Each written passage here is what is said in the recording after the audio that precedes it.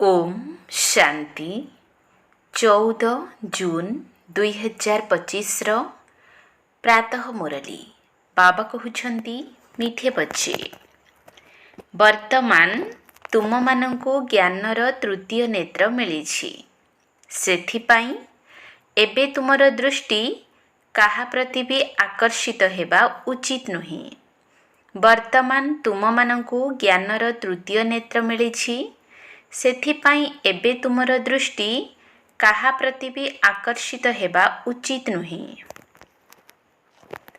प्रश्न जेउमानकर पुरुणा दुनिया प्रति बेहद्र वैराग्य थिबो सेमानकर लक्षण किपरि होइथिबो।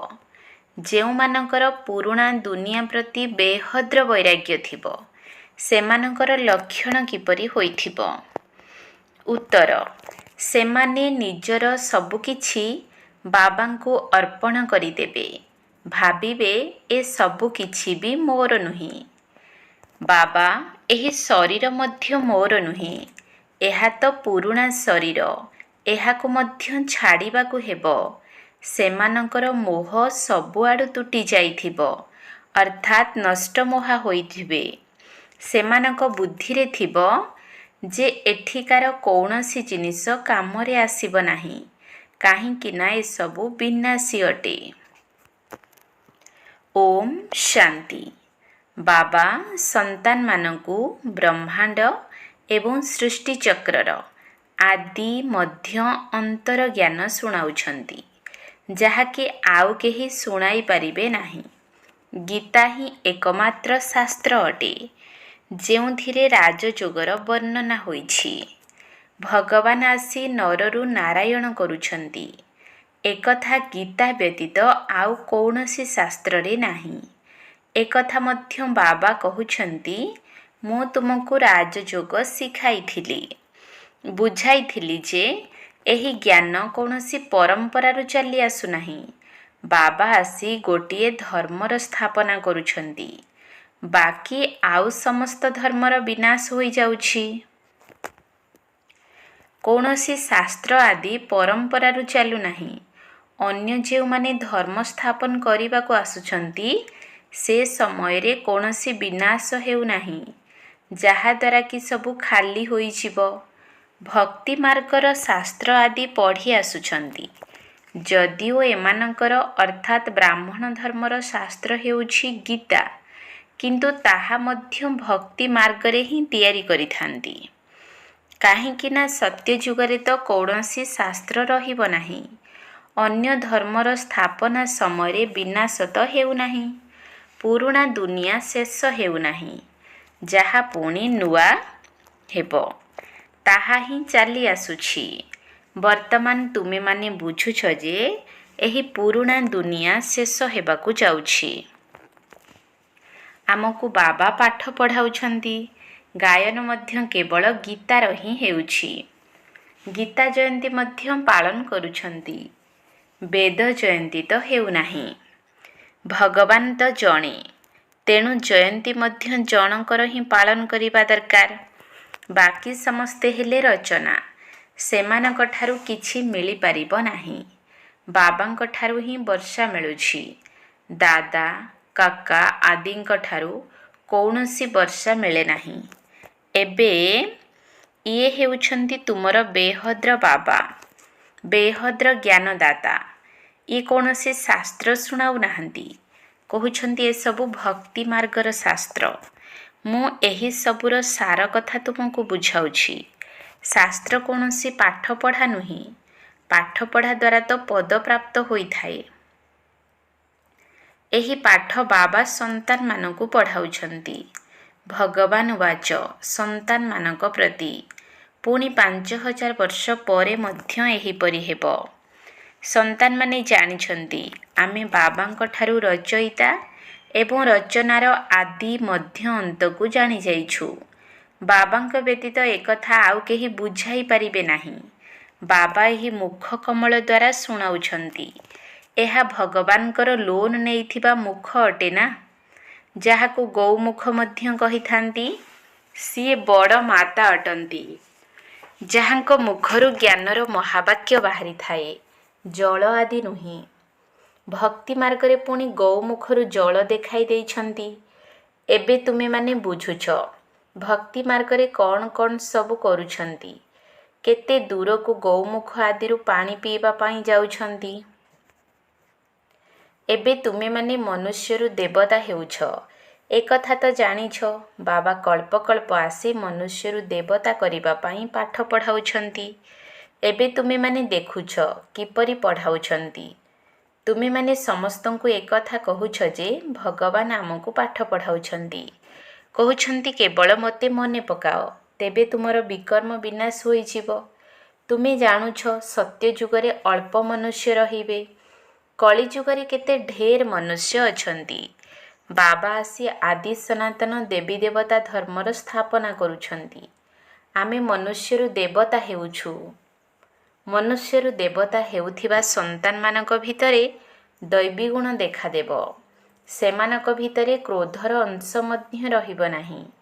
ଯଦି କେବେ କ୍ରୋଧ ଆସିଗଲା ତେବେ ସଙ୍ଗେ ସଙ୍ଗେ ବାବାଙ୍କୁ ପତ୍ର ଲେଖିବେ, ବାବା ଆଜି ମୋ ଦ୍ୱାରା ଏହି ଭୁଲ ହୋଇଗଲା। ମୁଁ କ୍ରୋଧ କରିଦେଲି, ବିକର୍ମ କରିଦେଲି। ବାବାଙ୍କ ସହିତ ତୁମର କେତେ ସମ୍ପର୍କ ରହିଛି। ବାବା କ୍ଷମା କରିଦିଅ। ବାବା କହୁଛନ୍ତି କ୍ଷମା ଆଦି ହୁଏ ନାହିଁ। ବାକି ପରବର୍ତ୍ତୀ ସମୟରେ ଏପରି ଭୁଲ କରିବ ନାହିଁ। ଶିକ୍ଷକ କୌଣସି କ୍ଷମା କରନ୍ତି ନାହିଁ, ରେଜିଷ୍ଟର ଦେଖାଇଥାନ୍ତି। ତୁମର ବ୍ୟବହାର ଭଲ ନୁହେଁ। ବେହଦ୍ର ବାବା ମଧ୍ୟ କହୁଛନ୍ତି ତୁମେ ନିଜର ବ୍ୟବହାର ବା ଚାଲିଚଳଣକୁ ଦେଖୁଛ।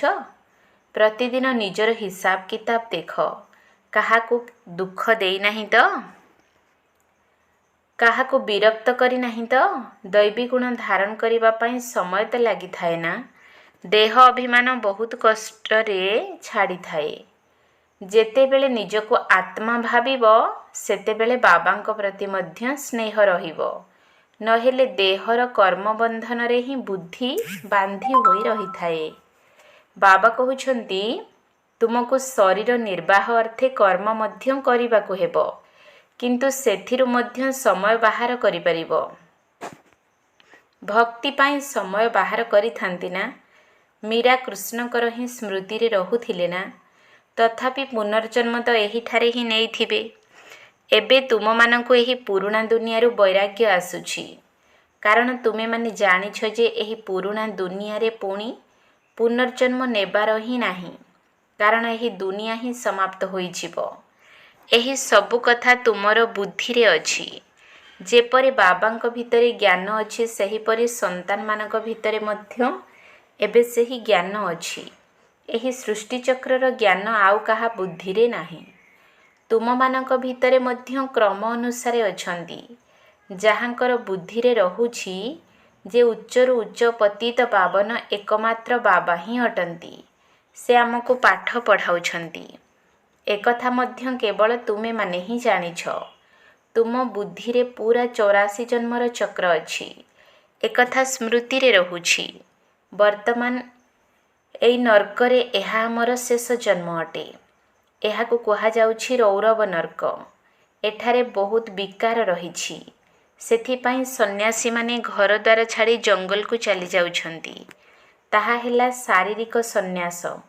ତୁମେମାନେ ବୁଦ୍ଧି ଦ୍ୱାରା ସନ୍ନ୍ୟାସ କରୁଛ, କାହିଁକି ନା ତୁମେ ଜାଣିଛ ଆମକୁ ଏବେ ଘରକୁ ଫେରିବାକୁ ହେବ। ତେଣୁ ସମସ୍ତଙ୍କୁ ଭୁଲିବାକୁ ପଡ଼ିବ। ଏହି ପୁରୁଣା ଛି ଦୁନିଆ ଏବେ ଯେପରିକି ବିନାଶ ହୋଇଯାଇଛି। ଯଦି ଘର ପୁରୁଣା ହୋଇଯାଏ ଏବଂ ନୂଆ ଘର ତିଆରି ହୋଇଗଲେ ମନରେ ଆସିଥାଏ ନା ଏହି ଘର ତ ଭାଙ୍ଗିଯିବ।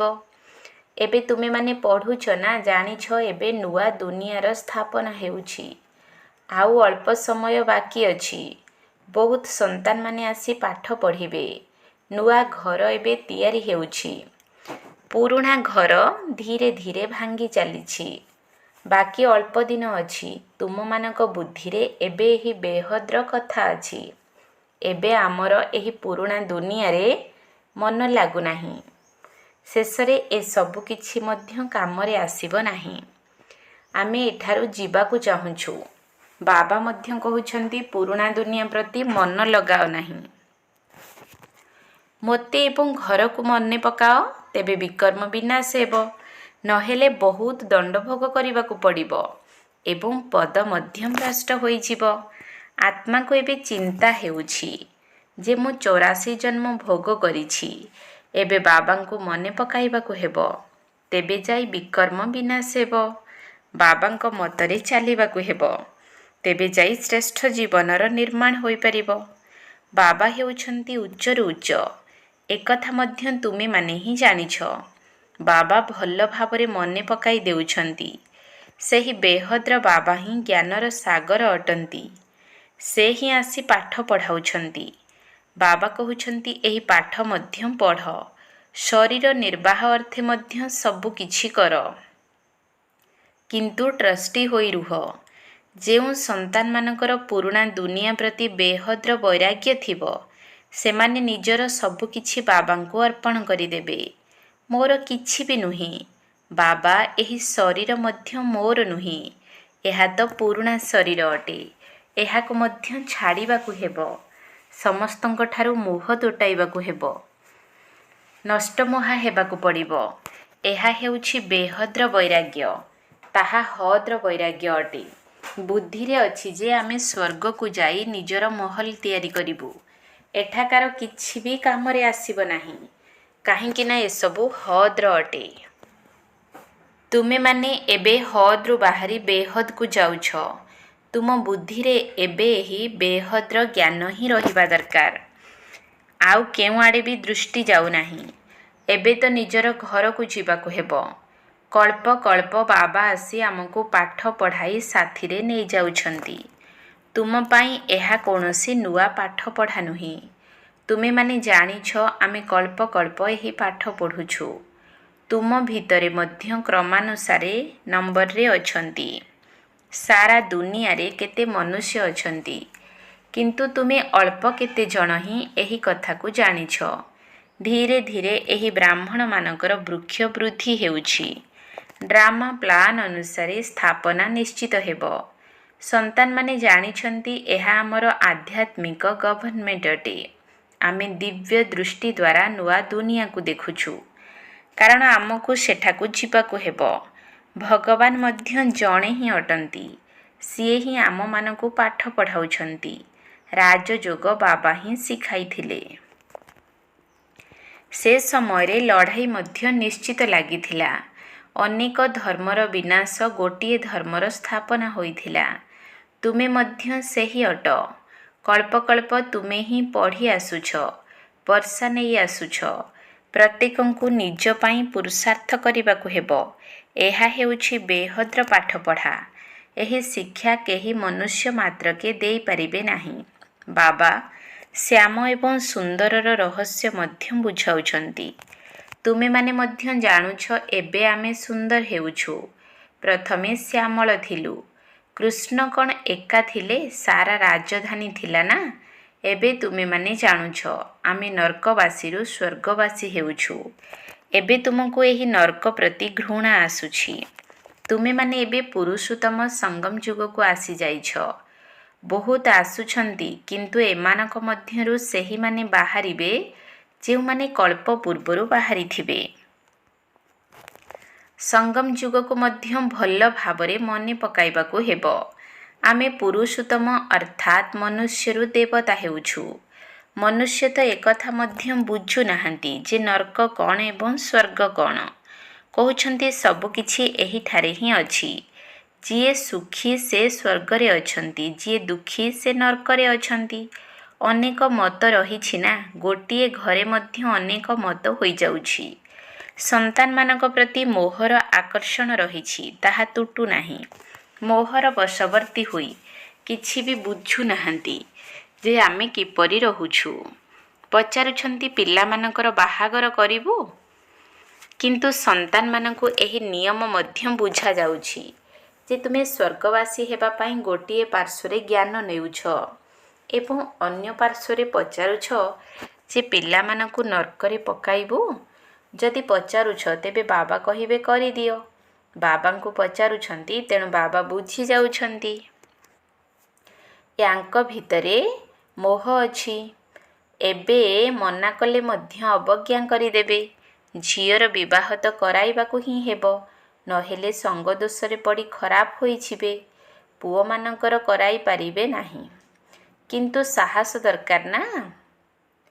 ବାବା ଏହାଙ୍କ ଦ୍ୱାରା ଏହିଭଳି ଅଭିନୟ କରାଇଲେ ନା, ଏହାଙ୍କୁ ଦେଖି ପୁଣି ଅନ୍ୟମାନେ କରିବାକୁ ଲାଗି ପଡ଼ିଲେ।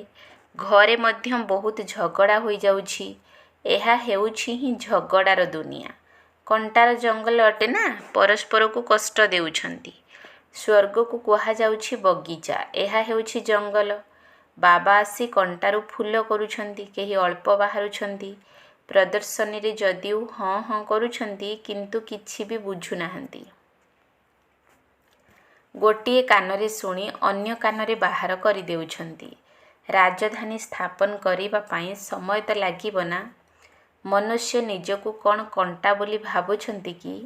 ବର୍ତ୍ତମାନ ଯଦିଓ ଚେହେରା ମନୁଷ୍ୟ ଭଳି ଅଛି, କିନ୍ତୁ ଚରିତ୍ର ମାଙ୍କଡ଼ ଠାରୁ ମଧ୍ୟ ଖରାପ ଅଟେ।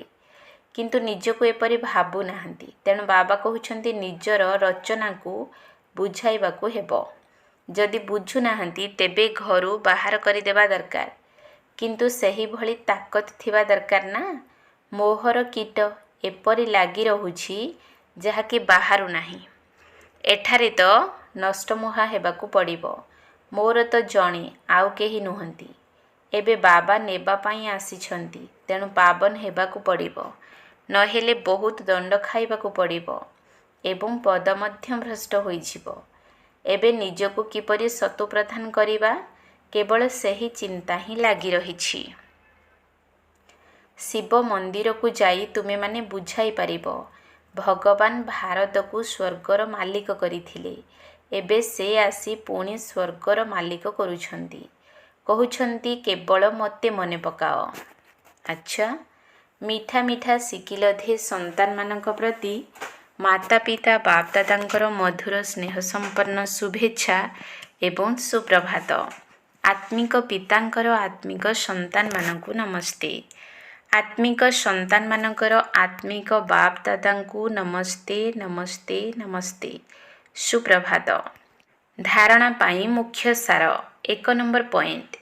ଏହି ପୁରୁଣା ଦୁନିଆ ପ୍ରତି ବେହଦ୍ର ବୈରାଗୀ ହୋଇ ନିଜର ସବୁକିଛି ଅର୍ପଣ କରିଦେବାକୁ ହେବ। ମୋର କିଛି ବି ନୁହେଁ। ଏହି ଶରୀର ମଧ୍ୟ ମୋର ନୁହେଁ। ଏଥିରୁ ମୋହ ତୁଟାଇ ନଷ୍ଟମୁହା ହେବାକୁ ପଡ଼ିବ। ଏହି ପୁରୁଣା ଦୁନିଆ ପ୍ରତି ବେହଦ୍ର ବୈରାଗୀ ହୋଇ ନିଜର ସବୁକିଛି ଅର୍ପଣ କରିଦେବାକୁ ହେବ। ମୋର କିଛି ବି ନୁହେଁ। ଏହି ଶରୀର ମଧ୍ୟ ମୋର ନୁହେଁ। ଏଥିରୁ ମୋହ ତୁଟାଇ ନଷ୍ଟମୁହା ହେବାକୁ ପଡ଼ିବ। 2 ନମ୍ବର ପଏଣ୍ଟ। ଏପରି କେବେ କୌଣସି ଭୁଲ କରିବାର ନାହିଁ, ଯାହାକି ରେଜିଷ୍ଟର ଅର୍ଥାତ୍ ଚରିତ୍ରରେ ଦାଗ ଲାଗିଯିବ। ସମସ୍ତ ଦୈବୀ ଗୁଣ ଧାରଣ କରିବାକୁ ହେବ। ଭିତରେ ଟିକିଏ ବି କ୍ରୋଧର ଅଂଶ ନଥିବ। ଏପରି କେବେ କୌଣସି ଭୁଲ କରିବାର ନାହିଁ, ଯାହାକି ରେଜିଷ୍ଟର ଅର୍ଥାତ୍ ଚରିତ୍ରରେ ଦାଗ ଲାଗିଯିବ। ସମସ୍ତ ଦୈବୀ ଗୁଣ ଧାରଣ କରିବାକୁ ହେବ। ଭିତରେ ଟିକିଏ ବି କ୍ରୋଧର ଅଂଶ ନଥିବ। ବରଦାନ। କହିବା, ଭାବିବା ଏବଂ କରିବା, ଏହି ତିନୋଟିକୁ ସମାନ କରୁଥିବା ଜ୍ଞାନୀ ଆତ୍ମା ଭବ। କହିବା, ଭାବିବା ଏବଂ କରିବା, ଏହି ତିନୋଟିକୁ ସମାନ କରୁଥିବା ଜ୍ଞାନୀ ଆତ୍ମା ଭବ। ବର୍ତ୍ତମାନ ସମୟରେ ବାନପ୍ରସ୍ଥ ଅବସ୍ଥାକୁ ଯିବାର ସମୟ ପାଖେଇ ଆସୁଛି। ସେଥିପାଇଁ ମୋର ପଣିଆର ଦୁର୍ବଳତାକୁ ବା ବ୍ୟର୍ଥର ଖେଳକୁ ସମାପ୍ତ କରି କହିବା, ଭାବିବା ଏବଂ କରିବାକୁ ସମାନ କର। ତେବେ କୁହାଯିବ ଜ୍ଞାନ ସ୍ୱରୂପ ଆତ୍ମା। ଯେଉଁମାନେ ଏହିଭଳି ଜ୍ଞାନ ସ୍ୱରୂପ ଜ୍ଞାନୀ ଆତ୍ମାମାନେ ଅଛନ୍ତି, ସେମାନଙ୍କର ପ୍ରତ୍ୟେକ କର୍ମ, ସଂସ୍କାର, ଗୁଣ ଏବଂ କର୍ତ୍ତବ୍ୟ ସମର୍ଥ ବାବାଙ୍କ ସମାନ ହୋଇଥିବ। ସେମାନେ କେବେ ହେଲେ ବ୍ୟର୍ଥର ବିଚିତ୍ର ଖେଳ ଖେଳି ପାରିବେ ନାହିଁ। ସର୍ବଦା ପରମାତ୍ମ ମିଳନର ଖେଳରେ ବ୍ୟସ୍ତ ରହିବେ। ଏକମାତ୍ର ବାବାଙ୍କ ସହିତ ମିଳନ କରିବେ ଏବଂ ଅନ୍ୟମାନଙ୍କୁ ବାବାଙ୍କ ସମାନ କରିବେ। ସ୍ଲୋଗାନ। ସେବାର ଉମଙ୍ଗ ଉତ୍ସାହ ଛୋଟ ଛୋଟ ରୋଗଗୁଡ଼ିକୁ ସୁପ୍ତ କରିଦିଏ। ସେବାର ଉମଙ୍ଗ ଉତ୍ସାହ ଛୋଟ ଛୋଟ ରୋଗଗୁଡ଼ିକୁ ସୁପ୍ତ କରିଦିଏ। ଅବ୍ୟକ୍ତ ଇସାରା। ଆତ୍ମିକ ସ୍ଥିତିରେ ରହିବାର ଅଭ୍ୟାସ କର ଏବଂ ଅନ୍ତର୍ମୁଖୀ ହୁଅ। ଅନ୍ତର୍ମୁଖୀ ଅର୍ଥାତ୍ ମୁଖର ଏବଂ ମନର ମୌନ ରଖିବା ବାଲା। ମୁଖର ମୌନ ତ ଦୁନିଆରେ ମଧ୍ୟ ଲୋକମାନେ କରୁଛନ୍ତି, କିନ୍ତୁ ଏଠାରେ ବ୍ୟର୍ଥ ସଂକଳ୍ପ ଠାରୁ ମନର ମୌନ ହେବା ଦରକାର। ଯେପରି ଟ୍ରାଫିକ୍ କଣ୍ଟ୍ରୋଲ ସମୟରେ ବ୍ୟର୍ଥ ସଂକଳ୍ପର ପ୍ରବାହକୁ କଣ୍ଟ୍ରୋଲ ଅର୍ଥାତ୍ ନିୟନ୍ତ୍ରଣ କରୁଛ, ସେହିପରି ମଝିରେ ମଝିରେ ଗୋଟିଏ ଦିନ ମନର ବ୍ୟର୍ଥ ସଂକଳ୍ପର ଟ୍ରାଫିକ୍ କଣ୍ଟ୍ରୋଲ କର। ଓମ୍ ଶାନ୍ତି।